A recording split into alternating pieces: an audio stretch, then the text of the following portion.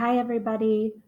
This week, in week 6, for my experiment, I tested the efficiency of two different types of fuels using a homemade calorimeter. And according to Hands On Labs, during my exploration, I found out a calorimeter measures energy based on the change in water temperature. So the first fuel I tested was paraffin wax in the form of a tea light candle, and the second was diethylene glycol in the form of a buffet warming fuel canister.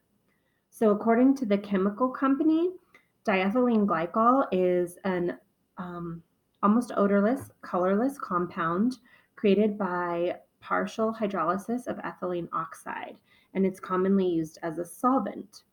Whereas paraffin wax is typically white or translucent. It's comprised of solid straight chain hydrocarbons used in makeup, candles, or to coat wood. Paraffin wax is extracted from petroleum. So, for my experiment, I took the initial water temperature each time and I measured the mass of each fuel source before I began.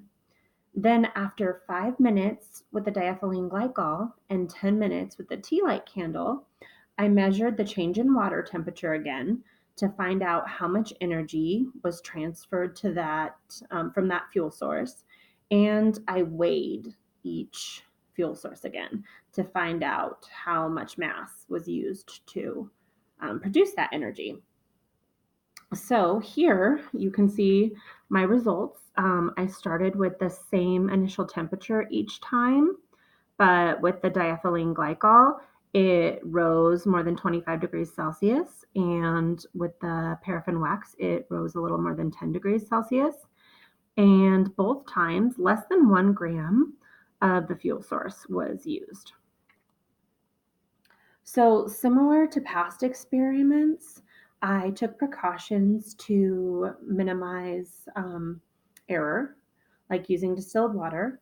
At the same time, small variations probably existed. For example, I can't guarantee that the distance from the flame of this to the bottom of my beaker was the same as the distance of my tea light candle to the bottom of my beaker. In addition, I created my calorimeter by putting foil over a beaker and over a stand. I had to ensure there was oxygen available to the fuel, and that probably varied from my candle to my canister. So, futuristically, maybe I could take measurements to um, have those be exactly the same and help minimize variances there. So, anyway, after I got my results, I did multiple calculations like the ones I showed you to determine the change in temperature and change in mass of fuel. And in the end, I found the diethylene glycol was more efficient, producing 5,632 calories per gram of fuel used, compared to only 3,432 calories of energy per gram of the wax used. So here is the chemical structure for each. And I think this had to do with my results because you can see the wax is just made of carbon and hydrogen, where the diethylene glycol has hydrogen, carbon, and then also oxygen. So I imagine it was because the diethylene glycol is already partially oxidized that made it more efficient because according to Hands On Labs, combustion produces heat energy when fuel reacts with an oxidizing agent. And again, diethylene glycol is already partially oxidized. So, with my experiment, the diethylene glycol was more efficient. But there are other considerations with fuel. For example, some fuel sources may have greater costs in terms of pollution or greenhouse gas emissions. So, looking at the combustion of other types of fuels, like gasoline and diesel, I explored which emits more CO2. So the EPA explains 8,887 grams of CO2 is emitted per gallon of gasoline, and 10,180 grams is emitted per gallon of diesel. And I found a website that helped me convert a gallon of gasoline and a gallon of diesel into kilowatt hours. And so for the gasoline, I divided that 8,887 by 36.6 kilowatt hours. And for the diesel, I took the 10,180 grams divided by 40.7 kilowatt hours.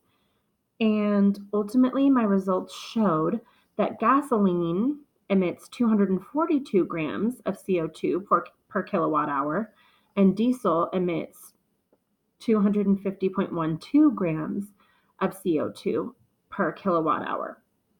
So, in other words, producing the same amount of energy with diesel fuel actually emits slightly more CO2 than gasoline.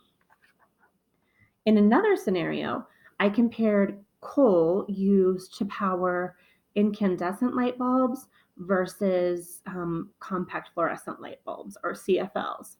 And in this scenario, the light was turned on for 4 hours a day for 365 days a year.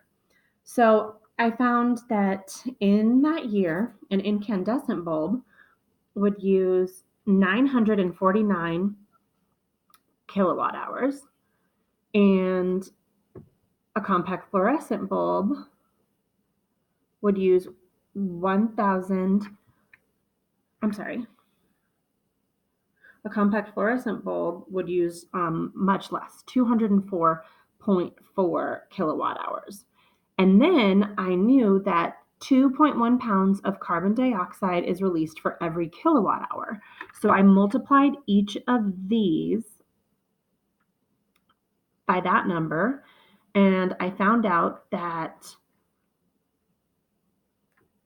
1,992 pounds of CO2 would be emitted for the incandescent bulbs, and 429.2 pounds for the compact fluorescent.